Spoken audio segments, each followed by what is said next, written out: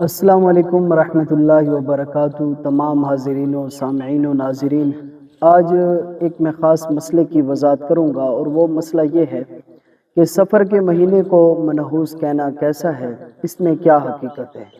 سب سے پہلی بات یہ ہے کہ سفر کا مہینہ اسلامی سال کا دوسرا مہینہ ہے۔ پہلا مہینہ جو ہے وہ محرم الحرام کا مہینہ ہے، اور پھر اس کے بعد سفر کا مہینہ جو ہے یہ دوسرا مہینہ کہلاتا ہے۔ اور اس کو منحوس کہنا کیسا ہے، تو سب سے پہلی بات یہ ہے کہ دین اسلام ایک ایسا چمکتا ہوا اور عظیم دین ہے جس میں ہمیں مکمل جو ہے وہ ہدایت جو ہے وہ فراہم کی گئی ہے۔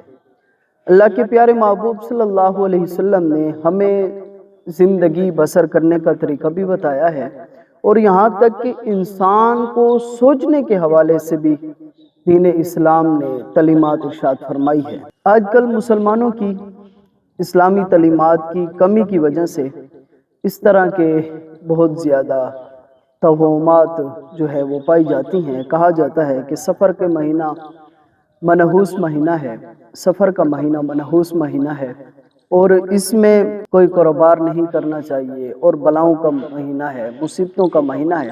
تو میری بات دو ٹوک سماعت فرما لیجیے گا کہ سفر کے مہینے کے اندر بلاؤں، مصیبتوں اور پریشانوں کا مہینہ اور منحوس مہینہ کہنا نہ اللہ تعالیٰ نے حکم دیا ہے، اور نہ اس کے پیارے محبوب صلی اللہ علیہ وسلم نے حکم دیا، اور نہ تمام صحابہ کرام، اور نہ ہی جملہ جو تعلیمات شریعت جو ہے اس کے اندر اس مہینے کو کہیں بھی منحوس مہینہ نہیں قرار دیا گیا ہے۔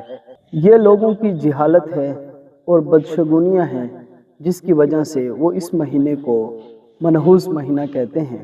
اس طرح کہنا جو ہے وہ سخت گناہ ہے، اور اس سے بچنا چاہیے۔ اللہ تعالی ہمیں عمل کی توفیق عطا فرمائے۔